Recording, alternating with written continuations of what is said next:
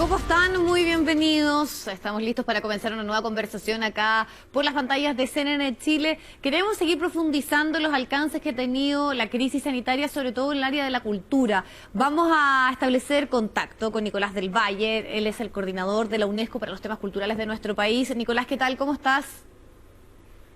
¿Qué tal, Viviana? Muchas gracias por la invitación. Muy bien. No, gracias a ti por tu tiempo y la posibilidad de conversar y seguir analizando un tema que nos preocupa muchísimo, sobre todo por la urgencia que se necesita para poder resolver la problemática que enfrenta los trabajadores del mundo de la cultura. Por eso sería importante aclarar, para que la gente que tal vez no lo sepa, que UNESCO tiene su foco puesto precisamente en los temas de cultura, de educación y de ciencia. Entonces, en el análisis que ustedes hacen son bien claros y precisamente hablan de una situación catastrófica. ¿Por qué lo consideran así? Bueno, la verdad es que habría que decir primero que es catastrófica en relación a la comparación de los impactos socioeconómicos del COVID respecto a otros sectores, ¿eh? Particularmente el sector de cultura se ha visto severamente afectado justamente por las condiciones propias del sector. Estamos hablando de un sector caracterizado por una flexibilidad laboral, es decir, una baja tasa de formalidad. Al mismo tiempo estamos hablando por la propia naturaleza del tipo de trabajo creativo que caracteriza a las artes, la cultura y el patrimonio. Estamos diciendo los artistas, trabajadores y trabajadoras de la cultura no trabajan 12 meses del año, no están cotizando los 12 meses del año. Y justamente por ese tipo de características, además, hay que decir que un tercer atributo es justamente cómo las instituciones culturales han tenido que cerrar en un contexto de confinamiento a nivel global, ¿no? Entonces, básicamente, uno podría decir muy rápidamente que esas tres razones podríamos condensarlas para poder dar cuenta de cómo ha impactado el COVID de manera severa sobre el sector de la cultura. Claro, porque esta crisis finalmente lo que hace es exacerbar las problemáticas sociales que siempre ha tenido nuestro país. Y una de ellas es la informalidad en el trabajo, eso está presente, pero en el área de la cultura, como tú lo detallas, es especialmente esto, podríamos decir, cotidiano, dadas las características del trabajo. Pero ustedes apuntan a repensar el financiamiento. Y lo que uno reflexiona es si en las crisis también están las oportunidades para poder mejorar situaciones que son atávicas, podríamos decirlo, hace mucho tiempo, sobre todo en el tema del financiamiento y esta relación entre recursos y cultura, ¿no? Que siempre sabemos que está mucho más limitado que otras áreas, porque además también hay una problemática que es así, ya es política de no darle prioridad. Bueno, justamente, o sea, solamente para que los televidentes, las y los televidentes pongan atención con algunos números, pero estamos diciendo que cerca del 85% de los trabajadores de la cultura en Chile son independientes. Y digámoslo, en el caso de las artes escénicas, de las artes musicales, por ejemplo, las artes visuales, alrededor del 70% no cuenta con contratos, ¿no? Eso es para una idea, para que tengan claro cuál es el tipo de flexibilidad laboral, por decirlo así. Al mismo tiempo, yo diría dos cosas, ¿no? Efectivamente, la crisis también es una ventana de oportunidad para repensar no solamente los mecanismos de financiamiento, sino también cuáles son las condiciones sociales y económicas de los artistas y los trabajadores de la cultura en particular.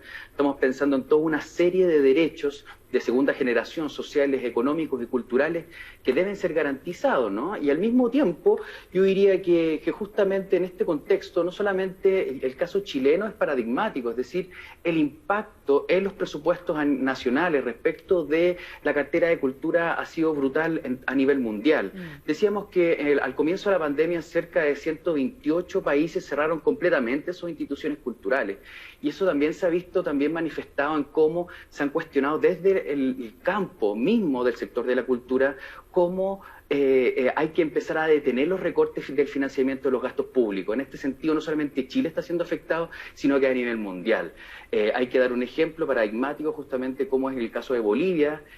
Sin embargo, eso ha sido subsanado, pero como el caso de Bolivia vio suprimido su Ministerio de Cultura una vez que la ley de presupuesto estuviese en discusión en ese país. Entonces, en ese sentido es cierto. El caso chileno es particularmente precario, podemos decir, es particularmente flexible en términos laborales y por lo tanto hay que fortalecer ese tipo de condiciones, pero también es cierto que el impacto de la cultura ha sido catastrófico a nivel global y no solamente a nivel nacional.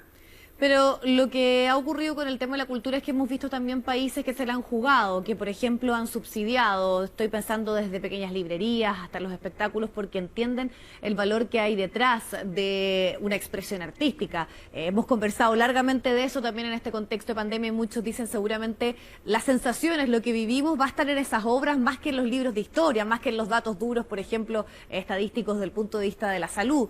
Pero acá en nuestro país hace mucho rato que hay un concepto que tiene que ver con la concursabilidad, que a través de concursos, a través de ciertos fondos, se le da recursos al gremio cultural. ¿Cómo podemos también ir avanzando y incorporarlo esto como un ingreso que sea obviamente de otra manera y no que los propios artistas tengan que estar concursando para poder financiar sus proyectos?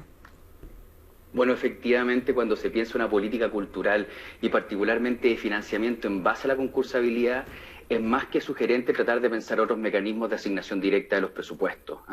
Hay que decir ciertamente que si uno analiza cuáles son las partidas presupuestarias en el caso chileno, no todo es concursabilidad, eso es cierto. Sin embargo, gran parte del presupuesto público está centrado en los fondos de cultura que son susceptibles de concursabilidad. Entonces, en ese sentido, lo primero que habría que decir, la concursabilidad puede ser un pilar, y puede ser una medida, pero es, digamos, desde Naciones Unidas nosotros recomendamos tratar de diversificar las maneras de poder realizar asignaciones y repensar sobre todo asignaciones más directas. En ese sentido, en el caso chileno, existen programas como de organizaciones colaboradoras, por ejemplo, que tienen que ver particularmente con asignaciones directas en términos presupuestarios. Sin embargo, y esto las autoridades de la cartera ya lo han mencionado, la institucionalidad cultural está puesta en entredicho en tanto que el nuevo Ministerio de las Artes, la Cultura y el Patrimonio no tienen todavía la potestad en términos jurídicos y estatutarios de poder realizar asignaciones directas. Y en ese sentido es fundamental tratar de pensar una política cultural de tipo intersectorial que esté en diálogo con los ministerios de Hacienda y con los ministerios de Economía en particular para poder comprender cuáles son las características del sector, porque como ya se decía, el sector no se caracteriza simplemente como cualquier otro sector, como la hotelería, las obras públicas y demás, y por lo tanto hay que atender a sus necesidades particulares. Claro, cuando tú hablas de las asignaciones directas, es algo que nosotros hemos abordado acá. De hecho, esa frase de la ministra cuando dice un peso menos a cultura es un peso que se le quita a los ciudadanos, que generó tanta controversia y polémica, fue precisamente una entrevista donde se abordaba este tema. En el contexto de lo que sí uno entiende que está de fondo acá es la falta tal vez de una decisión y de entender, porque nuevamente estamos con un presupuesto que se redujo en cultura, que se redujo en ciencia. Entonces, podríamos decir, en las formas o en las palabras, siempre exacerbamos la importancia de estas áreas, pero el momento no es así, y eso también ha quedado manifiesto precisamente en la discusión del presupuesto este año. Bueno, efectivamente, nosotros podríamos decir que desde un punto de vista global, efectivamente, nosotros estamos tratando de pensar la cultura, el conocimiento, la ciencia, la innovación, en suma, la creatividad como motor de desarrollo. Y esto no puede ser solamente palabras de buena crianza. Evidentemente, a nivel global y también a nivel nacional, esto se ha incorporado en los discursos públicos. Incluso el propio Ministerio de las Culturas ha incorporado también ese discurso. Pero faltaría decir lo siguiente, ese discurso, primero, no puede ser solamente palabras de buena crianza, como se decía, pero tampoco pueden ser solamente apropiadas por una cartera ministerial, sino que tienen que estar de manera transversal cruzando todas las agendas de los diferentes ministerios que están actualmente en curso. Y por lo tanto yo diría lo siguiente, para tratar de avanzar en este discurso y poder permear las carteras ministeriales y las agendas de gobierno en términos generales, lo primero que habría que tratar de pensar es alinear las agendas globales con las agendas nacionales. Recordemos que Naciones Unidas cuenta con una agenda de desarrollo sostenible en la cual la cultura, la ciencia, la innovación y la tecnología, en suma, insisto, la creatividad, cumple un rol fundamental, y esto es parte también de mecanismos de seguimiento, convenciones de cultura, de ciencia y de educación, que finalmente cumplen el rol de un tratado internacional suscrito y firmado por el Estado chileno. Y en ese sentido lo que habría que hacer es preguntarse, ¿cómo podemos hacer para alinear estas agendas nacionales y estas prioridades nacionales para así poder cumplir con las promesas y las expectativas que estamos sembrando en las y los ciudadanos a través de este discurso público que pone cierta preponderancia en el rol de la cultura en los proyectos de desarrollo a nivel nacional? Yo creo que justamente ese es el desafío que nosotros estamos tratando de abordar, cómo alinear finalmente lo global con lo nacional, pero al mismo tiempo lo que se dice con las iniciativas, los esfuerzos reales de las políticas públicas, Nicolás, para poder transformar la vida de las personas. Y esas iniciativas y las políticas a las cuales tú haces referencia, ¿de dónde dónde se pueden seguir empujando, obviando lo más urgente, ¿no? Que es lo económico. ¿Qué otras cosas se pueden hacer? Si es que, por ejemplo, sabemos que el tema de recursos está limitado, imagínate tú la discusión que se dio en el tema de la salud municipal, donde de hecho ya ahí en esa área tan necesaria por estos días hubo una situación bien compleja para poder aumentar ese presupuesto. Entonces, ¿qué otras cosas, qué otras acciones esperarías tú, más allá del tema de recursos, que se podrían hacer? A ver, varias cosas. Lo primero que hay que decir que hay una capacidad de poder ejecutar el gasto público que el aparato estatal tiene que sofisticar. Evidentemente, yo creo que eso es un desafío que hay que plantear y que hay que tratar de resolver de alguna manera.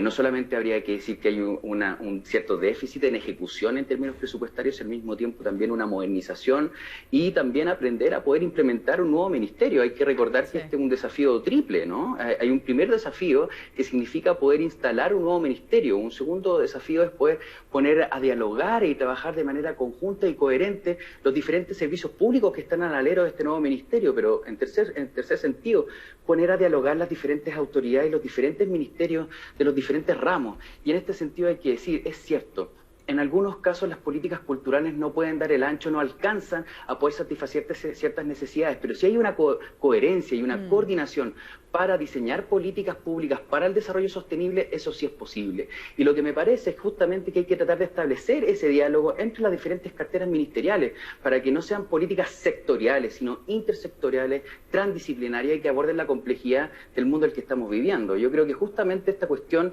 es central para poder pensar los modelos de financiamiento, pero al mismo tiempo las políticas culturales en su conjunto para el futuro de Chile. Claro, y además también si entendemos todos los efectos colaterales, tú algo de eso también abordabas respecto al tema del turismo en este punto que se hace por parte de la UNESCO en cuanto a la situación que vive en nuestro país en materia cultural. Nicolás, te queremos agradecer el tiempo y la posibilidad de seguir profundizando en este tema. Muchísimas gracias. Viviana, un placer, mucho gusto.